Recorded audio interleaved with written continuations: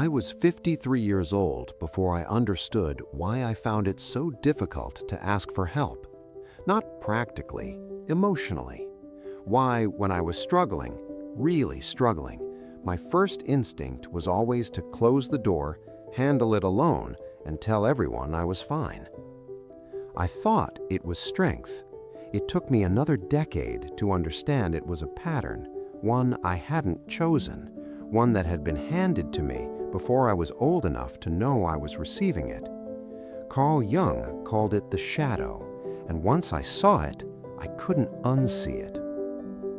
I'm 64 years old, and I want to talk today about something that most people our age have never examined directly, even though it shapes almost everything about how we love, how we communicate, and how we parent, and how we age. The emotional patterns we inherited from our parents. Not the obvious ones, not the dramatic ones, the quiet ones, the ones so deeply embedded in how we operate that we've mistaken them for personality rather than recognizing them as learned behavior. Carl Jung, the Swiss psychiatrist whose work transformed how we understand the human mind, believed that much of what drives our behavior as adults originates in experiences we had before we had language to describe them. Experiences with the first people we ever knew, our parents. He called the collection of these unexamined patterns the shadow, the parts of ourselves we don't see because we've never looked directly at them. And he believed that the work of the second half of life, what he called individuation, is to examine that shadow, to understand where our patterns came from, to choose consciously which ones we carry forward and which ones we set down. That work, at 60, at 65, at 70, is not only possible, it may be the most important work available to us. Today, I want to walk through 7 signs that you were raised by an emotionally unavailable parent, not to assign blame, not to reopen old wounds for their own sake, but because understanding where a pattern came from is the first step toward deciding whether you want to keep living inside it. Stay with me through all 7, because sign number 5 is the one that surprises people most, and the one that, once seen, changes everything. Before I get to sign number 2, I want to share something Jung wrote that I think is one of the most important sentences ever put on paper about human development. It's 7 words. I'll share it in about 4 minutes, and by then, you'll understand exactly why it matters for everything we're discussing today. But first, sign number 1. The first sign, you feel guilty or uncomfortable when you have emotional needs. Not physical needs, emotional ones. The need to be heard, to be comforted, to ask for support, to say, "I'm not okay right now." If those things feel somehow wrong to you, like weakness, like burden, like something you should handle privately and never impose on others, that feeling almost certainly came from somewhere. When a parent is emotionally unavailable, children learn very quickly that their emotional needs are unwelcome. Not necessarily through cruelty, often through simple absence. The parent who changes the subject when things get difficult, who responds to distress with practical solutions rather than emotional presence. The who communicates clearly, though never in words, that feelings are something to manage privately rather than share openly. The child learns, and the learning goes deep, far deeper than conscious memory. At 64, I still catch myself apologizing for having a hard day, still minimize what I'm feeling when someone asks how I am, still reach for "I'm fine" before the honest answer has a chance to form. That reflex didn't come from nowhere. Recognizing where it came from is the beginning of choosing something different. Second sign, you pride yourself on never needing anyone and secretly fear what it means if you do. There is a version of self-sufficiency that is genuinely healthy, the ability to handle difficulty, to solve problems, to not collapse when things go wrong. And then there is the version that Jung would recognize immediately as a defense, a wall built so early and so thoroughly that by adulthood it feels like identity rather than protection. Children of emotionally unavailable parents often become extraordinarily self-sufficient because they had to be, because the alternative, needing something and not getting it, was too painful to risk repeatedly, so they stopped needing, or more precisely, they stopped showing that they need it. The cost of that self-sufficiency accumulated over decades is profound. Relationships that stay shallow because real vulnerability never enters them. Loneliness that coexists with a full life because no one is ever let close enough to really help. An exhaustion from carrying everything alone that feels so familiar it barely registers as exhaustion anymore.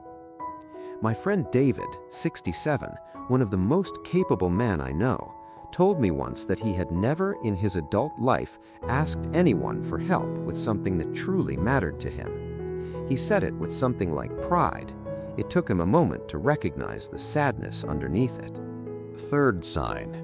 You spend significant energy seeking approval from bosses, from friends, from your own children, and feel disproportionately affected when you don't receive it. This one surprises people because it seems to contradict the self-sufficiency of sign 2, but they coexist in the same person more often than you'd expect. The child who learned that emotional needs were unwelcome also learned that approval was the currency of safety, that being good enough, performing well enough, pleasing enough, causing no trouble was how you secured your place in the family. That lesson doesn't disappear at adulthood, it migrates into the workplace, where the approval of superiors feels disproportionately important, into friendships, where conflict feels existentially threatening rather than normally uncomfortable, into parenting, where your own children's disappointment in you triggers something far bigger than the situation warrants. Jung wrote about this directly. He understood that the patterns we develop in childhood to secure love don't simply stop operating once the childhood is over. They run, mostly unconsciously, until we examine them. Now, Jung's 7 words. He wrote, "Until you make the unconscious conscious, it will direct your life and you will call it fate." Read that again. Until you make the unconscious conscious, it will direct your life and you will call it fate. That sentence is the entire argument for doing this work. Not in a therapist's office necessarily, though that can help, but in the honest, quiet examination of your own patterns. Where did this come from? Is it mine? Do I want to keep it?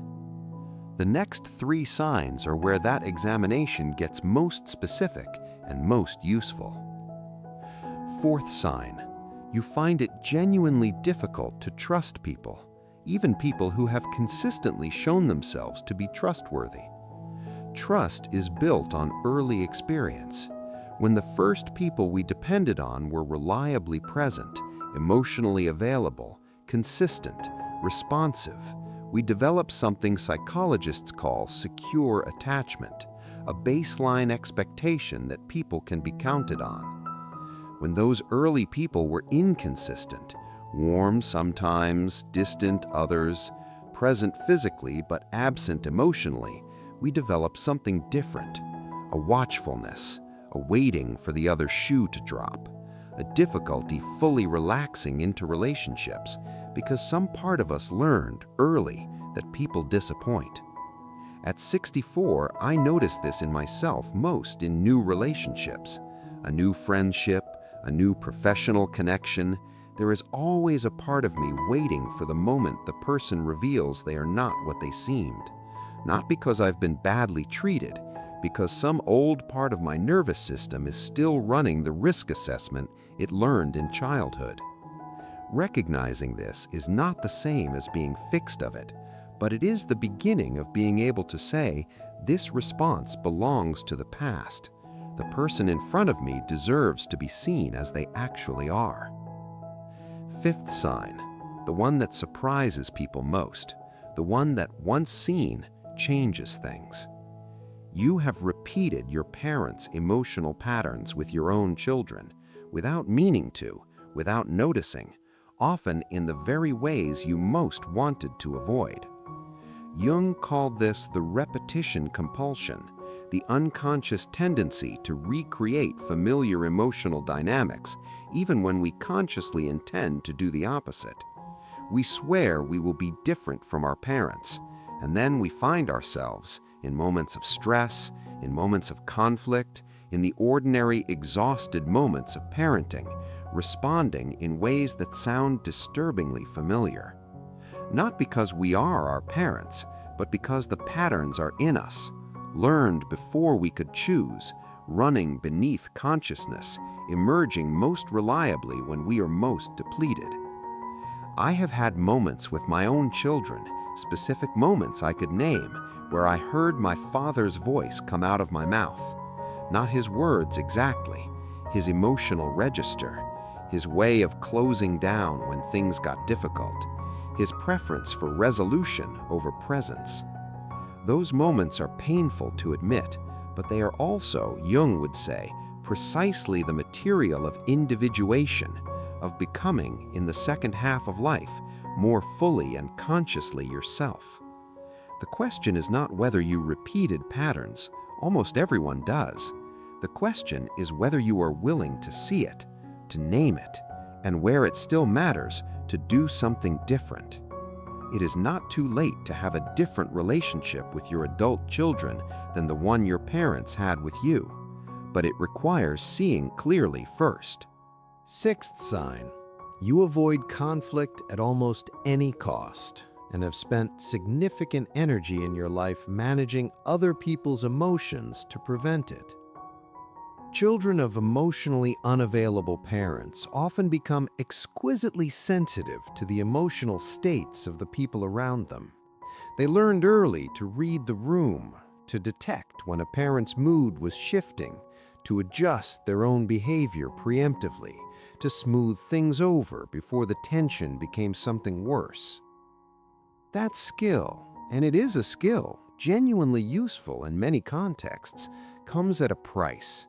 The person who learned to manage everyone else's emotions often never learned to simply express their own. Conflict feels dangerous in a way it shouldn't. Disagreement feels like abandonment. Speaking an uncomfortable truth to someone you love feels like a risk too large to take.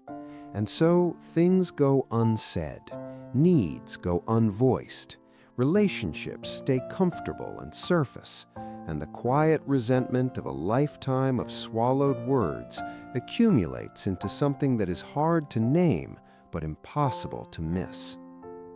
Seventh sign, you find it difficult to be fully emotionally present with others and with yourself. Emotional unavailability is, at its core, a disconnection from the present moment, from what is actually being felt, actually being said, actually being needed right now. People raised by emotionally unavailable parents often develop their own version of this disconnection, not always toward others, sometimes most profoundly toward themselves. A difficulty sitting with their own feelings without immediately doing something about them, an unease with stillness, a preference for activity over reflection, for problem solving over feeling. Jung's concept of individuation, the central work of the second half of life, is essentially the work of becoming present to yourself, to your relationships, to the life you are actually living, rather than the one you are managing from a careful distance. At 64, this is the work I find most ongoing, most demanding, and most worthwhile. Being present, really present, without the management and the performance and the careful distance, is both the challenge and the gift of this stage of life. Here is your one action for today. Pick one of these 7 signs, the one you recognized most immediately, the one that felt most personal, just one, and write one honest sentence about where you see it in your own life, not for anyone else, just for you, in a journal, on a piece of paper, anywhere. Jung believed that the act of making something conscious, of naming it, of looking at it directly, begins to change its power over us, not instantly, not completely, but meaningfully. You have lived 60, 70, maybe 80 years with some of these patterns running quietly in the background. You don't have to live the rest that way. One sentence, one sign, one honest look. That's where it starts. Before you go, I want to ask you something. Which of these 7 signs landed closest to home for you? You don't have to share the details. Just, did any of this feel familiar in a way you weren't expecting? Leave it in the comments, because I think this is a conversation that doesn't happen nearly enough among people our age, and it should. Next time, I want to talk about Jung's concept of individuation more directly, what it actually means to become yourself in the second half of life, and why 60, 65, 70 might be the best possible time to do that work. I'll see you then.